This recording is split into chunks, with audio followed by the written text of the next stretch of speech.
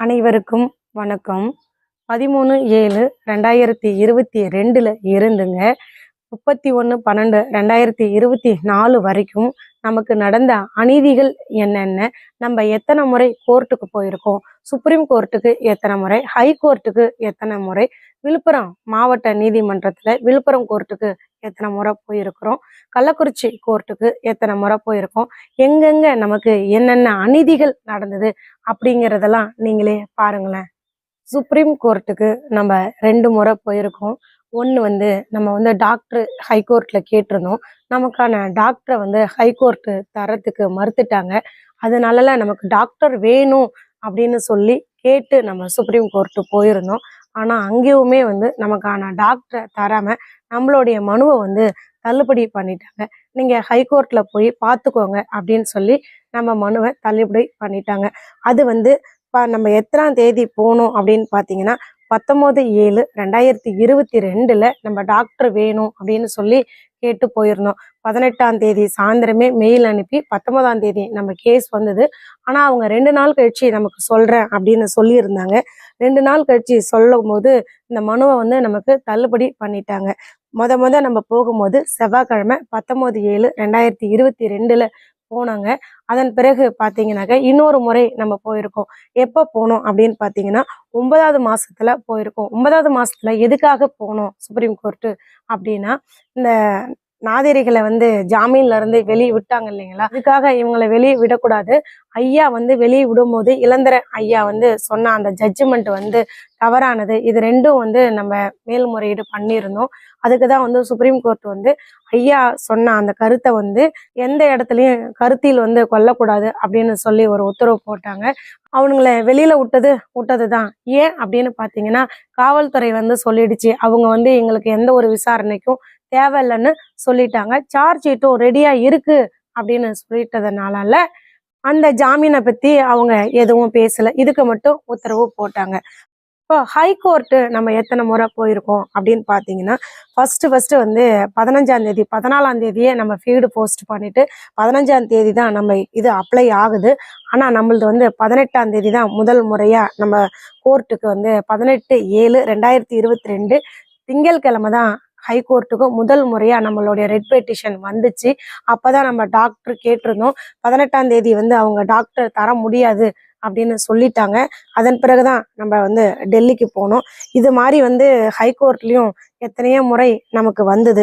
அதன் பிறகு பார்த்தீங்கன்னாக்க அந்த 19ஆம் தேதியே இவங்க அர்ஜென்டா போஸ்ட்மார்ட்டம் பண்றாங்க.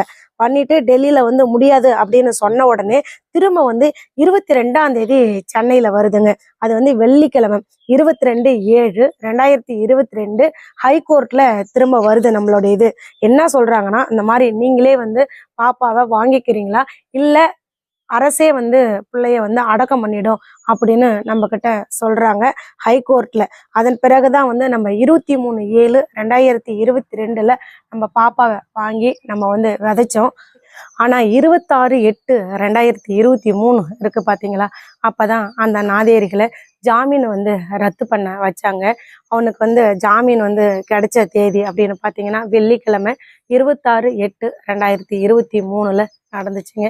இதெல்லாம் ஹைகோர்ட்ல நடந்த சம்பவம். ஹைகோர்ட்ல நம்ம டாக்டர் வேணும்னு போனோம், அவங்க தரல. அடுத்ததான் நம்ம சுப்ரீம் கோர்ட்டு போயிருந்தோம். திரும்ப பார்த்தீங்கன்னாக்க நம்ம பாப்பாவை வாங்கிக்கணும் அப்படின்னு சொல்லி ஹைகோர்ட்ல ஒரு உத்தரவு போடுறாங்க. நம்மளும் வாங்கிக்கிட்டோம். அதன் பிறகுதான் பாப்பாவை விதைச்சோம். அதுக்கப்புறம் ஹைகோர்ட்ல பார்த்தீங்கன்னாக்க அவங்களோட ஜாமீனை ரத்து பண்ணினாங்க. இது இல்லாம பார்த்தீங்கன்னா எத்தனையோ முறை நம்மளுடைய கேஸு போச்சுங்க. விழுப்புரம் கோர்ட்டு அப்படின்னு பார்த்தீங்கன்னா நம்ம நிறைய டைம் விழுப்புரம் கோர்ட்டுக்கு போய்கிட்டு வந்துக்கிட்டு இருந்திருந்தோம். ஒவ்வொரு டைமும் நமக்கு வாய்தா தள்ளி வச்சுக்கிட்டு இருந்தாங்க. அவனுங்க ஃபர்ஸ்ட் இந்த ஜாமீன் கேட்டிருப்பானுங்க. அது நம்ம விடக்கூடாதுன்னு சொல்லி மனு போட்டோம், எதிர் மனு போட்டுக்கிட்டு இருந்தோம். அப்புறம் சார்ஜ் ஷீட் போட்டாங்க. சார்ஜ் ஷீட்ல நமக்கு வேணுங்கிற தகவலை கேட்டு போய்கிட்டு இருந்தோம். இந்த மாதிரி விழுப்புரம் கோர்ட்டுக்கு பார்த்தீங்கன்னா நிறைய முறை போயிட்டு வந்திருக்கோம். 15/5/2023 திங்கக்கிழமைங்க.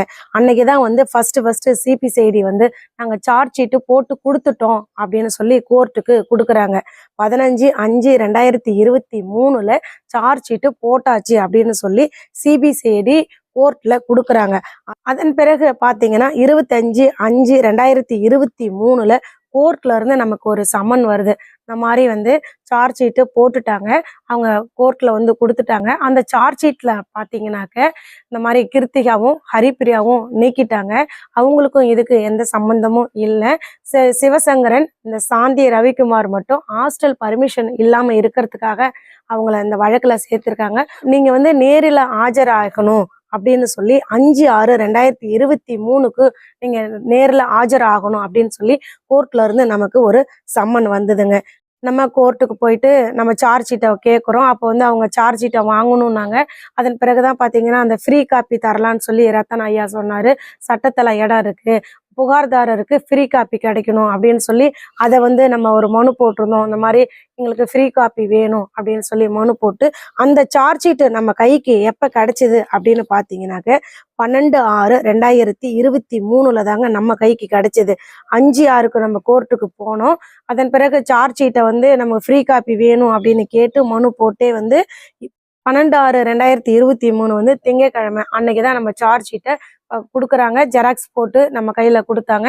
நம்ம வாங்கிட்டு போய் நமக்கு தேவையான ஜெராக்ஸ் எல்லாம் போட்டுக்கிட்டோம். நம்ம கேஸு கடைசியா விழுப்புரத்துல வந்த தேதி அப்படின்னு பாத்தீங்கன்னா 27/10/2023 வெள்ளிக்கிழமைங்க. நீங்க படிச்சு பார்த்துட்டு கேட்கக்கூடிய தகவல் அனைத்தும் வந்து உங்களுக்கு எங்களால தர முடியாது. ஏன்னா இங்க வந்து கவர்மெண்ட் பிபி இல்லை, இன்சார்ஜில் தான் இருக்கிறாரு. கோர்ட்டும் மாறுது, அதனால நீங்க போய் அங்க வாங்கிக்கோங்க அப்படின்னு சொல்லிட்டாங்க. இதெல்லாம் வந்து விழுப்புரத்துல நடந்த தேதிகள், கிழமைகள். இதெல்லாம் தான் விழுப்புரம் கோர்ட்ல நமக்கு நடந்ததுங்க. அதன் பிறகு கள்ளக்குறிச்சி கோர்ட்டுக்கு பார்த்தீங்கன்னா ஜனவரி மாசத்துல ஓப்பன் ஆகும்னு சொன்னாங்க முதல்ல. அப்புறம் பார்த்தீங்கன்னா ஜனவரி பொங்கல்லாம் முடிஞ்சுதான் கோர்ட் ஓப்பன் ஆச்சு. நமக்கு வந்து 16/4/2024 முதல் சம்மன் வந்து நம்மள நேரில் ஆஜராகணும் அப்படின்னு சொல்லி 16/4/2024 செவ்வாய்க்கிழமை முத கள்ளக்குறிச்சி கோர்ட்டுக்கு நம்ம போறோம். நமக்கு சம்மன் வந்து போனோங்க. அதன் பிறகு பார்த்தீங்கன்னா இடையில ஒரு தேதி வந்தது. அந்த தேதியில தான் நீதியரசர் அவர்கள் வந்து இந்த குற்றவாளிகளும் வந்து நேரில் ஆஜராகணும் அப்படின்னு சொல்லி ஒரு தேதி அறிவிச்சிருந்தாரு. அந்த தேதி பார்த்தீங்கன்னா 14/5/2024 செவ்வாய்க்கிழமை. அந்த தேதியில அந்த நாதேரிகளும் ஆஜராகணும் அப்படின்னு சொல்லி இருந்தாரு. அன்னைக்கு அவனுங்க வந்து ஆஜர் ஆனாவோ. அதன் பிறகு அடுத்த தேதி அப்படின்னு பார்த்தீங்கன்னா 28/5/2024 செவ்வாய்க்கிழமை வந்துச்சு. அதன் பிறகு 19/6/2024 புதன்கிழமை. அதுக்கு அடுத்ததா 10/7/2024 புதன்கிழமை. அதன் பிறகு 7/8/2024 புதன்கிழமை. 10/9/2024 செவ்வாய்க்கிழமை. 24/9/2024 செவ்வாய்க்கிழமை. 25/10/2024 வெள்ளிக்கிழமை. 21/11/2024 செவ்வாய்க்கிழமை. 11/12/2024 புதன்கிழமை. அன்னைக்கு நீதியரசர் வரல. இதுக்கு முன்னாடியும் ஒரு தேதியில நீதியரசர் வரல. 24/12/2024 அன்னைக்கும் நீதியரசர் வரல. இப்போ கள்ளக்குறிச்சி கோர்ட்டு ஓப்பன் ஆகி நமக்கு வந்து மொத்தம் பார்த்தீங்கன்னா 13 நாள் இது வரைக்கும் நம்ம கள்ளக்குறிச்சி கோர்ட்டுக்கு போய் நேரில் ஆஜராகிருக்கிறோங்க. இந்த தேதிகள்லாம் நம்ம ஒவ்வொரு முறையும் கோர்ட்டுக்கு போய்கிட்டு வந்துக்கிட்டு இருக்கிறோம். நமக்கு நடந்த அநீதிகள் என்னென்ன அப்படின்னு பார்த்தீங்கன்னா 12/7/2022 பள்ளிக்கூடத்துக்காரனை நம்பி என் பிள்ளைய படிக்க அனுப்பினேன். ஆனா அன்னைக்கு இரவு அந்த கொலகார நாய்வோ அந்த படுபாவிவோ என் பிள்ளைய என்ன பண்ணனானோ மர்மமான முறையில என் பிள்ளையோட உயிரை போய்க்கிருக்கானோ. அவனுங்க எனக்கு செஞ்ச பெரிய அநீதிங்க. அவனுங்க எனக்கு செஞ்ச இந்த அநீதிக்கு மன்னிப்பே கிடையாது. அவனுங்களுக்கு கொடூரமான ஒரு தண்டனை கொடுக்கணும். ஆனா தண்டனை கொடுக்க வேண்டிய சட்ட நடவடிக்கை எடுக்க வேண்டிய காவல்துறை, சின்னசேலம் காவல்துறை அவங்கள காப்பாத்துச்சுங்க. ஆனா நமக்கு வந்து இந்த பள்ளிக்கூடத்துக்காரன் பெரிய அநீதி பண்ணி நம்ம வீட்டு பிள்ளைய கொன்னதும் இல்லாம நமக்கு 13ஆம் தேதி கால் பண்ணி மனசாட்சியே இல்லாத அப்பட்டமான ஒரு பொய்ய சொன்னான் பாருங்க. உங்க பிள்ளை மேல இருந்து வீழ்ந்துருச்சுன்னு. எப்படிதான் அவன் மனசு இந்த மாதிரி பொய்யெல்லாம் சொல்றதுக்கு அவனுடைய வாய் வந்ததுன்னே தெரியலங்க. அந்த கொலகார நாய்வோ 12ஆம் தேதி நைட்டு என்னென்ன சித்திரவதை பண்ணானுங்களோ, பிள்ளைய எவ்வளோ துடிக்க வச்சானுங்களோ.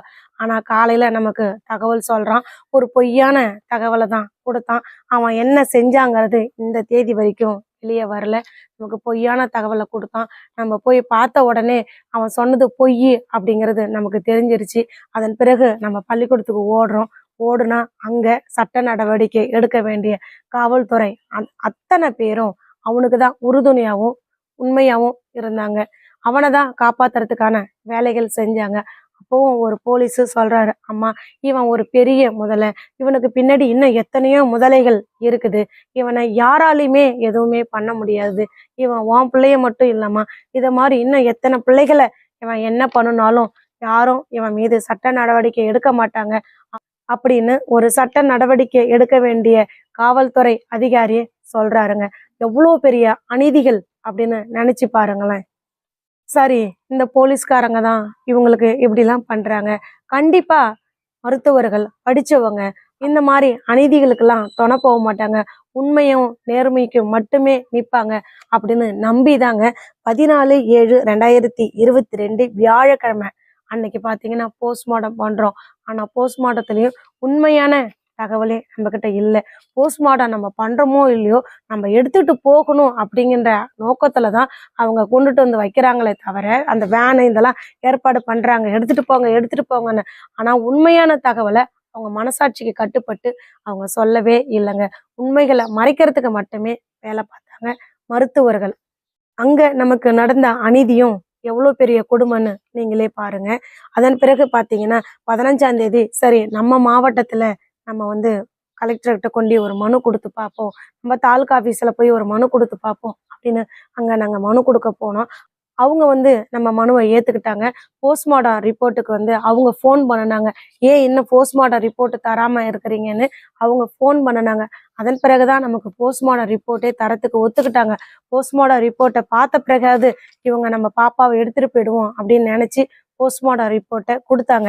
என்னைக்கு கொடுத்தாங்க அப்படின்னு பார்த்தீங்கன்னா 16/7/2022 சனிக்கிழமை அன்னைக்கு தான் நம்மக்கிட்ட போஸ்ட்மார்ட்டம் ரிப்போர்ட்டை கொடுக்குறாங்க. போஸ்ட்மார்ட்டம் ரிப்போர்ட்டை பார்க்கும் போதே நம்மளுடைய குண்டி கொடெல்லாம் நடுங்கி போகுதுங்க. அவன் சொன்னது எப்படியாப்பட்ட பொய்ங்கிறது பல உண்மைகள் வெளியே வந்தது. ஒரே நேர்கோட்டில் விலா எலும்பு முறிஞ்சிருந்தது. பிள்ளைய வந்து மூக்கை பிடிச்சி இது பண்ணனாலதான் அந்த ரத்தம் இது பண்ணி இருந்தது. என்னென்ன எலும்புகள்லாம் முறியக்கூடாதோ அத்தனை எலும்பும் முறிஞ்சிருந்தது. மேல இருந்து வீழ்ந்ததுக்கான அறிகுறி ஒண்ணு கூட இல்லை அப்படின்னு உண்மைகள் தெரிஞ்சும் அப்பவும் சட்ட நடவடிக்கை எடுக்காம தான் கைகட்டி வேடிக்கை பார்த்துக்கிட்டு அவங்கள காப்பாத்திக்கிட்டு இருந்தாங்க இந்த காவல்துறைகள். 13, 14, 15, 16 என்னென்ன நம்ம பிள்ளைக்கு நடந்தது அப்படிங்கிறது உலகத்துக்கே தெரிஞ்சது. அத்தனை பேர் வீட்லயும் பெண் குழந்தைகள் இருந்தாங்க. நம்ம வீட்லயும் பெண் குழந்தைகள் இருக்குது. இந்த குழந்தைக்கு நடந்த மாதிரி இனி எந்த குழந்தைக்கும் அநீதி நடக்கக்கூடாது அப்படின்னு ஒவ்வொருத்தவங்களும் நினைச்சாங்க. ஜஸ்டிஸ் ஃபார் ஸ்ரீமதி சொல்லுவோம் அப்படின்னு அனைவரும் ஒன்று கூடுனாங்க. ஆனா அந்த ஜஸ்டிஸ் ஃபார் ஸ்ரீமதியே காவல்துறை என்ன பண்ணுச்சு பாத்தீங்கன்னா, இதை எப்படியாவது நம்ம பள்ளிக்கூடத்துக்கு சாதகமா நம்ம திசை திருப்பிடுவோம், பள்ளிக்கூடத்தை பேசுற மாதிரி நம்ம எப்படியாவது பண்ணணும் அப்படின்னு பள்ளிக்கூடத்துக்காரனுக்கு சப்போர்ட் பண்ணி வேணும்னே பார்த்தீங்கன்னா அவங்ககிட்ட இருந்த அத்தனை நல்ல பஸ்ஸுகளையும் மறைமுகமா கொண்டு மறைய வச்சுட்டு எப்சிக்கு போவாத வண்டி, காயலாங்காட வண்டி அத்தனையும் நிக்க வச்சு வேணும்னே கலவரம் அப்படிங்கிற ஒரு பேரை உருவாக்கி அத்தனை தடயங்களையும் அழைச்சிட்டாங்க. ஏன்னா பாப்பாவை பத்தி யாரும் பேசாம கலவரத்தை பத்தி பேசணும், பள்ளிக்கூடத்தை பத்தி பேசணும் அப்படிங்கிறது மட்டுமே அவங்களுடைய நோக்கமா இருந்தது. எல்லா தடயத்தையும் அழைக்கணும் அப்படின்னா கலவரம் அப்படிங்கிற ஒன்றை ஏற்படுத்தணும் அப்படின்னு அவங்க முன்கூட்டியே திட்டம் தீட்டி கலவரத்தை ஏற்படுத்தி மக்கள் மேல பழிய சுமத்தினாங்க. கலவரம் நடந்த தேதி அப்படின்னு பாத்தீங்கன்னா 17/7/2022 ஞாயிற்றுக்கிழமை நடந்துச்சு. இத்தனையும் பண்ணுனது யாருங்க? நம்ம தடயங்கள் பூரா அழைச்சாங்க. ஏன் இப்ப வந்து நம்ம எது கேட்டாலும் கலவரத்துல போயிடுச்சு அப்படின்னு சொல்றாங்க. அப்ப இந்த கலவரத்தினுடைய நோக்கம் என்ன? நம்ம எது கேட்டாலும் நம்ம இல்லைன்னு சொல்லலாம், எல்லா தடயத்தையும் அழைச்சிடலாம், யாரு கேள்வி கேட்டாலும் அந்த இடமே கருகி போயிடுச்சுன்னு சொல்லலான்னு பிளான் பண்ணி முன்கூட்டியே திட்டம் தீட்டி மக்கள் மேல பழி சுமத்துறதுக்காக இப்படி ஒரு கலவரத்தை ஏற்படுத்தினாங்க. எவ்வளோ பெரிய அநீதிகள் அப்படின்னு பாருங்க. கலவரத்தை ஏற்படுத்தி என்னென்ன வேலை பார்க்கணுமோ அத்தனை வேலைகளையும் பார்த்துட்டு அந்த திருட்டு நாய் சாந்தி இருக்கிறாளே 4 நாளா வெளியே வரல. அவளுக்கு 4 நாளா ஊடகம்னா என்னன்னு தெரியாதா? இல்ல வாயில என்ன இருந்தது பேச தெரியாதா? 4 நாளா ஒரு பேட்டி கொடுத்துருப்பாளா எந்த ஊடகத்துக்காவது? ஆனா பாத்தீங்கன்னா கலவரம் நடந்த பிறகு மட்டும் பேட்டி கொடுக்குறா. அவளுடைய நோக்கம் என்ன? ஸ்ரீமதியை பத்தி யாரும் பேசக்கூடாது, பள்ளிக்கூடத்தை மட்டுமே பேசணும் அப்படிங்கிறதுக்காக எப்படிலாம் கலவரம் நடந்திருக்கு பாருங்க அப்படின்னு சொல்லி பேட்டி கொடுக்குறா. அப்ப 4 நாளா எங்க போனா?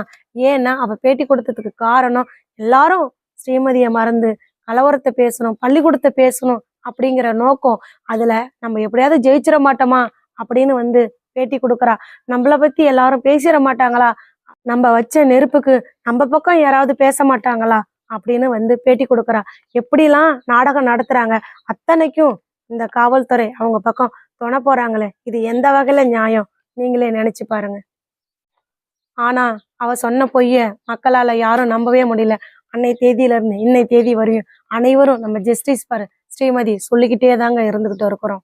அதன் பிறகு பாத்தீங்கன்னா 18/7/2022 திங்கட்கிழமை முதல்ல நம்மளுடைய வழக்குக்கு சிபிசிஐடி உள்ள வராங்க. அந்த நாதேரிகளை கைது பண்றாங்க. கைது பண்றவங்க என்னங்க பண்ணணும்? அவனோட விசாரணை பண்ணணும். என்ன பண்ணுன, ஏது பண்ணுன, அவனுடைய செல் டவர் லொகேஷன் எடுக்கணும், அந்த சிசிடிவி ஃபுட்டேஜ் எல்லாம் எடுக்கணும், என்ன நடந்தது அப்படின்னு ஒரு போலீஸ் அதிகாரி நினைச்சா ஒருத்தனை 1 மணி நேரம் விசாரணையில அத்தனை உண்மைகளும் கொண்டுகிட்டு வர முடியும்.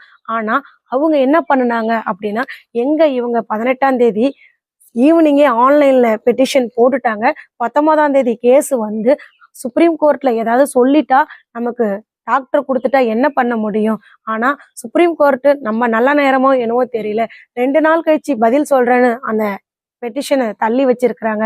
அதுக்கு முன்னாடி நம்ம எப்படியாவது பாப்பாவுக்கு செகண்ட் போஸ்ட்மார்ட்டம் பண்ணிடணும் அப்படின்னு சொல்லிட்டு நம்ம வீட்டுல சம்மன் ஒற்றை வேலையை தான் பார்த்தாங்க. 1 சம்மனா 2 சம்மனா எத்தனை சம்மன் வாங்கிக்க போஸ்ட்மார்ட்டம் பண்ண போறோம் அப்படின்னு சொல்லி நமக்கு அவ்வளவு நெருக்கடியை கொடுத்து நம்ம வீடு ஃபுல்லா வெறும் சம்மனை ஒட்டுனாங்க. எனக்கு 19/7/2022 செவ்வாய்க்கிழமை மதியம் 12:30 மணிக்கு சிபிசிஐடி ஒரு மெசேஜ் போடுறாங்க, போஸ்ட்மார்ட்டம் பண்ண போறோம், நீங்க வாங்கன்னு.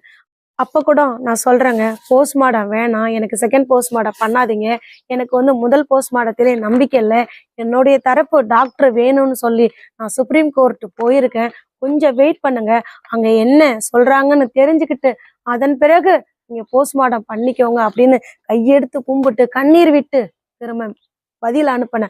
ஆனா அதெல்லாம் அவங்க கண்டுக்கல. நீ என்ன வேணாலும் அழுதுக்க, நீ வருஷம் பூரா கூட அழுவு, எனக்கு அதை பத்தி கவலை இல்லை, நாங்க உண்மையை மறைக்கிறதுக்கு தான் வந்திருக்கோம், உண்மையை வெளிச்சத்துக்கு கொண்டுட்டு வர்றதுக்கு நாங்க வரல அப்படின்னு அர்ஜென்டா பாத்தீங்கன்னா உடனே 4 பேத்த குழு அமைக்கிறாங்க. குழு அமைச்சு 18ஆம் தேதி தான் சிபிசிஐடி கைக்கே வருதுங்க. ஆனா எங்க இருந்து தான் அந்த குழு அமைச்சாங்க? எல்லாரும் திருச்சியில இருந்து, விழுப்புரத்துல இருந்து, சேலத்துல இருந்து எத்தனை மணி நேரத்துக்குள்ளார இங்க சேர்ந்தாங்கன்னு தெரியல. 12:30 மணிக்கெல்லாம் போஸ்ட்மார்ட்டம் செகண்ட் போஸ்ட்மார்ட்டம் பண்ண ஆரம்பிச்சுட்டாங்க. நீ வந்தா வா, வராட்டி போ, உன்னுடைய கையெழுத்து இருந்தா எங்களுக்கு என்ன, இல்லைன்னா எனக்கு என்னன்னு. ஆனா ஹைகோர்ட்ல கூட பாத்தீங்கன்னா அப்பா அம்மா இருக்கலாம், அவங்களுடைய வக்கீல் இருக்கலாம்னு கூட சொல்லி ஒரு ஆர்டர் போட்டாங்க. அந்த ஆர்டரை கூட மதிக்காம யாரும் எங்களுக்கு தேவையில்லை, நாங்களே உண்மைகளை மறைக்கிறதுக்கு நாங்க இருந்தா போதும், உண்மைகளை சொல்றதுக்கு தானே நீங்களா வேணும், உண்மையை மறைக்க நாங்களே போதும் அப்படின்னு சொல்லி அவங்களாவே ஒரு குழுவா இருந்து என் பிள்ளைக்கு செகண்ட் போஸ்ட்மார்ட்டம் பண்ணி, செகண்ட் போஸ்ட்மார்ட்டத்திலயும் என் பிள்ளைக்கான அநீதிகள் மட்டுமே நடந்தது. நீதிக்கு யாருமே வழிவகை பண்ணல, யாருமே துணையும் வரலங்க. அதன் பிறகுதான் டெல்லி கோர்ட்ல நமக்கு முடியாதுன்னு சொல்லி நம்ம மனுவை தள்ளுபடி பண்ணினாங்க. திரும்ப ஹைகோர்ட்ல நீங்க வாங்கிக்கிறீங்களா, நாங்களே அடக்கம் பண்ணட்டோமான்னு நமக்கு எவ்வளவு ஒரு அச்சுறுத்தல் பண்ணுனாங்க பாத்தீங்களா. அதன் பிறகுதான் நம்ம வாங்கணும். வாங்கும்போது நான் கேட்கிறேன், என்னுடைய பொண்ணோட பொருள் உடல்ல அணிஞ்சிருந்த அத்தனையும் என் கண்ணுல காட்டுங்க, நீங்க கேஸ் முடிஞ்ச வாட்டி என்னைக்கு வேணாலும் கொடுங்க, ஆனா என் பிள்ளை போட்டிருந்த அத்தனை பொருளையும் என் கண்ணுல காட்டுங்கன்னு. எங்க கிட்ட தான் இருக்குன்னு அந்த போலீஸ்கார அம்மா தனலட்சுமி அம்மா என்கிட்ட சொல்லுச்சுங்க. இன்னைக்கு அது எதுவுமே எங்க கிட்ட இல்ல, அத்தனையும் வண்டி பொட்டிக்குள்ள இருந்து எரிஞ்சு போயிடுச்சுன்னு அப்பட்டமான ஒரு பொய்களை சொல்றாங்க. இப்படிதாங்க நம்ம வழக்குல சிபிசிஐடி எத்தனையோ பொய்களை சொன்னாங்க. எத்தனையோ முறை உங்ககிட்ட நான் சொல்லியிருக்கேன், இந்த கோர்ட்டு பட்டனுக்கு எவ்வளவு பொய் பேசுனாங்க, எல்லாத்துலயும் பொய் மட்டுமே பேசுனாங்க, உண்மைகள் ஒரு இடத்துல கூட அவங்க சொல்லவே கிடையாது. இப்படிலாம் நமக்கு அநீதிகள் பண்ணுனாங்க. அது மட்டும் இல்லாம ஜாமீன்ல வெளியே விட்டாங்க பாத்தீங்களா, 26/8/2022 வெள்ளிக்கிழமை விட்டாங்க பாத்தீங்களா. அன்னைக்கு நமக்கு எவ்வளவு அநீதிகள் நடந்ததுன்னு உங்களுக்கே தெரியும். அப்பவே பாத்தீங்கன்னா ஒரு தீர்ப்பையே எழுதி வச்சாரு நம்ம நீதியரசர் ஐயா இளந்தரை ஐயா அவர்கள். நமக்கு எல்லா இடத்துலயும் அநீதிகள் மட்டுமே நடந்துச்சுங்க. நாங்களும் நம்ம கேஸ்ல எங்க போய் எந்த மனு கொடுத்தாலும் அது நிராகரிக்கப்பட்டது. ஏதாவது ஒரு தகவல் வேணும் அப்படின்னு தகவல் அறியும் உரிமை சட்டத்துக்கு நம்ம கேட்டாலும் அதுக்கும் நமக்கு சரியான பதில் வரதில்லை. இதுக்கிடையில பாத்தீங்கன்னா அந்த குரங்கு பிள்ளை நம்மளை பத்தி எவ்வளோ அவதூறுகள் பேசினான். அவன் மீது எங்கெங்க போய் மனு கொடுத்தோம் அப்படின்னு உங்களுக்கே தெரியும். வேப்பூர் ஸ்டேஷன்ல கொடுத்தோம், டிஜிபி கிட்ட கொடுத்தோம், கடலூர் எஸ்பி கிட்ட கொடுத்தோம், ஹைகோர்ட் உத்தரவு போட்டும் எங்கேயுமே எந்த ஒரு நடவடிக்கையும் எடுக்கல. எல்லா இடத்துலயும் அநீதிகள் மட்டுமே நடந்துச்சுங்க. இந்த காக்கி சட்டைகள் எப்படிதான் அவங்கள காப்பாத்தினாலும் கண்டிப்பா நீதிமன்றத்துல இருந்து ஜஸ்டிஸ் கிடைச்சே தீரும். ஒவ்வொருத்தவங்களும் நீதிமன்றம் போய் ஜஸ்டிஸ் கிடைக்காம திரும்பினதே கிடையாது. இதுக்கு முன் உதாரணமா இப்ப சத்யபிரியா வழக்குல எப்படி ஜஸ்டிஸ் கிடைச்சிருக்கு அப்படிங்கிறது எல்லாருக்குமே தெரியும். அதே போல நம்ம வழக்குலயும் கண்டிப்பா ஜஸ்டிஸ் ஃபார் ஸ்ரீமதி, நீதி வெல்லுங்க, தர்மம் ஜெயிக்குங்க. நம்மளுடைய விடாமுயற்சியால எப்பவும் ஜஸ்டிஸ் சொல்லிக்கிட்டே இருப்போங்க.